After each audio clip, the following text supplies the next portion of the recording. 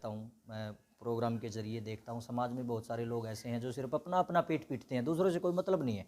मगर ये जितने भी हमारे भाई साहब हैं, अध्यक्ष हैं युवा विकास समिति के, प्रदीप रेड्डू जी सचिव हैं, विनोद शर्मा जी, भाई रोबिन जी हैं हमारे साथी कलाकार हैं, और भी बहुत सारे जितने भी युवा विकास समिति जींद के सदस्य हैं, सारे के सारे वास्तव में परोपकार की भावना से जीवन जी रहे हैं और इन्हें कोई स्वार्थ नहीं है इस चीज़ से, क्योंकि मैंने खुद देखी है ये चीज़। एक तो होता है वैसे भाई किसी और के कहने पे कहना, क्योंकि वो चीज़ मैंने खुद देखी है, मैं इनसे जुड़ा हूँ, तभी मेरा मन करता है इनके कार्यक्रम में मैं आता हूँ।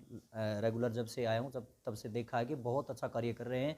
हर बार मतलब इनका प्रयास रहता है कि ज़्यादा से ज़्यादा ब्लड इकट्ठा किया जाए, क्योंकि आज इस चीज़ की हद से ज़्यादा ज़रूरत है।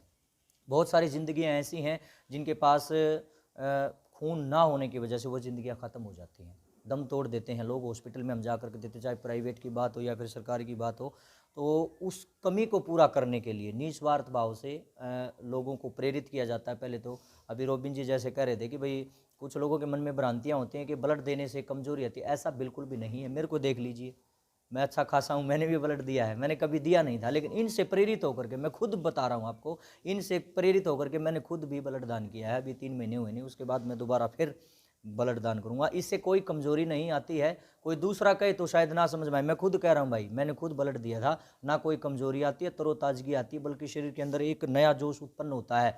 मैं खुद गाता हूँ, मेरा पूरा जोर लगता है। और जब से मैंने ब्लड दान किया है, दोबारा से मेरे शरीर के अंदर जो खून का संचरण हुआ है वो एक ऐसी मतलब जोश के साथ हुआ है। उस एक और बता देता हूँ, वास्तव में सुंदरता भी बढ़ती है इससे। नया खून बनता है तो शरीर का रंग भी बदलता है, गुलाबी हो जाता है चेहरा, और अंदर में जोश आता है। गाते टाइम में बिल्कुल भी सांस नहीं चढ़ते पहले, बल्कि ऐसा होता था मेरा कोलेस्ट्रॉल बढ़ जाता था खून का। मैं डॉक्टर के पास जाता था, डॉक्टर मुझे यही बोलते थे कि आप ये खाइए वो खाइए, आपका खून गाढ़ा हो रहा है। और जब से मैंने ब्लड डोनेट किया है उसके बाद मेरे शरीर में कोई बीमारी नहीं, मैं पूर्ण रूप से स्वस्थ हूँ। और दोबारा फिर 3 महीने होने के बाद मैं दोबारा से एक बार फिर रक्तदान जरूर से ज़रूर करूँगा। और युवा विकास समिति को मैं एक बार फिर बहुत सारी ढेर सारी शुभकामनाएं देता हूं कि वो निरंतर इसी प्रकार से कार्य करते रहें, रुके नहीं, झुके नहीं, थके नहीं, डरे नहीं, रुके नहीं, और निरंतर चलते हुए इसी प्रकार से रक्तदान शिविर लगाते रहें। हम आपके साथ हैं, जैसा भी सहयोग हमसे बन पाएगा हम करते रहेंगे। सर, आप एक युवा हो जी, युवाओं को क्या संदेश देना चाहेंगे जो नशे के आदी हो चुके हैं, मानवता को भूल चुके हैं, उन युवाओं को क्या संदेश देना चाहेंगे? सर, आज आप एक मानवता के लिए पहुंची है सर। देखो युवाओं को खुद उनको पता होता है, खुद उनको भी पता है जो नशा करते हैं कि ये नशा क्या है, ये मृत्यु का रास्ता है। एक ना एक दिन मौत उनको घेर लेगी, और जल्द घेर लेगी। मौत तो सबको आनी है, लेकिन उनको जल्द घेर लेगी, और इस तरीके से घेर लेगी कि वो नशे के गिरफ्त में इस तरीके से आ चुके कि वो तड़प तड़प के मरेंगे, बुरा हाल होगा उनका, शरीर में बीमारियां हो जाएंगी, उनको भी पता है। लेकिन वही बात आ जाती है, दो बातें, एक तो होता है पढ़ा लिखा और एक होता है समझदार। जो पढ़ा लिखा होता जरूरी नहीं है वो समझदार हो, वो पढ़े लिखे तो हैं, वो समझदार नहीं है।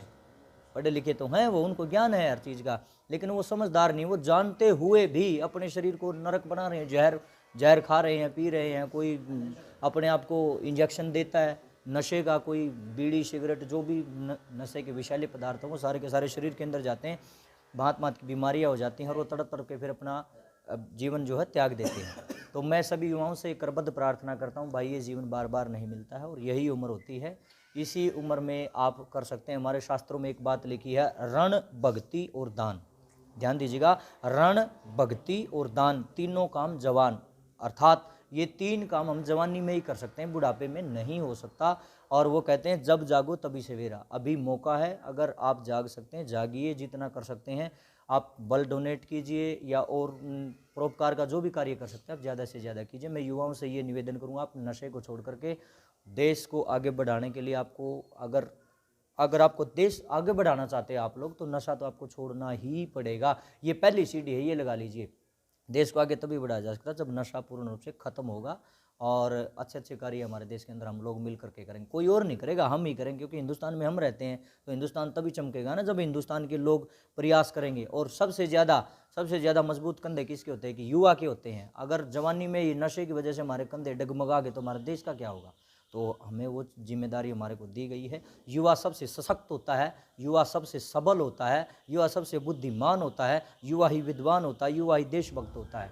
युवा के कंधों पर ही देश की जिम्मेदारी होती है। तो मैं युवाओं से हाथ जोड़ प्रार्थना करता हूँ कि आप लोग जागिए, दूसरों को भी प्रेरित कीजिए, और ज़्यादा से ज़्यादा समाज कल्याण के, देश हित के कार्य कीजिए।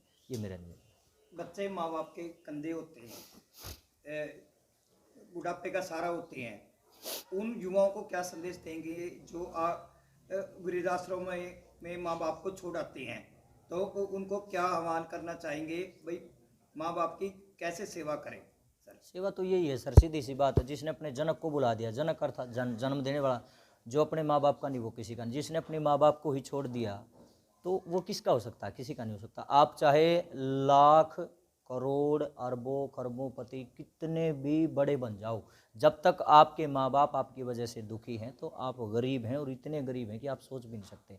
और आज आपने जो कर्म कर दिया वो कल आपके आगे आएगा ही आएगा, इस बात को नोट कर लेना, क्योंकि ये तो नियम है, उस सृष्टि का नियम है, उस परमपिता परमात्मा का विधान है, जैसी करनी वैसी भरनी।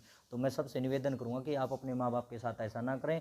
वो समय दूर नहीं है, आपकी भी शादी होगी, कल को बच्चे आपको भी होंगे, आप भी माँ बाप बनेंगे, और बुढ़ापा आपको भी जकड़ेगा, ऐसी बात नहीं है। ये तो चलता आ रहा है, जैसे निरंतर पानी बहता है, अगला पानी चला गया पीछे आ गया, ऐसे ही हमारा जीवन है। अगर आप आज हम अपने माँ बाप के साथ बुरा करेंगे तो कल हमारे साथ भी होगा। तो मेरा निवेदन है कि हमारे देश के अंदर मेरा मानना है वृद्धाश्रम होने ही नहीं चाहिए। क्यों हो रहे? ये कलंक है देश के ऊपर। जो वृद्धाश्रम बनाए जा रहे हैं वो मजबूरी में बनाए जा रहे हैं, बनने ही नहीं चाहिए। वृद्धाश्रम इसीलिए बनाए गए, जो माँ बाप घर से निकाल देंगे वो कहीं तो जाएंगे। वो तो भला उन लोगों का जो कम से कम दूसरे के माँ बाप के बारे में सोच रहे हैं और वृद्धाश्रम बना रहे हैं। अन्यथा मैं तो ये मानता हूँ हमारे देश के लिए शर्म की बात है कि हमारे देश में ऐसी सिचुएशन, ऐसी हालत आई ही क्योंकि हमें वृद्धाश्रम बनाने पड़ रहे हैं। ऐसा होना ही नहीं चाहिए। हिंदुस्तान है, यहाँ माँ बाप को सदैव सर्वोपरि माना जाता है, लेकिन आज लोग इस चीज़ को भूल रहे हैं। तो मैं सबसे निवेदन करता हूँ, जितनी बहुएं, जितनी बेटियाँ, जितनी बहनें, जितने भाई, युवा साथी, जो भी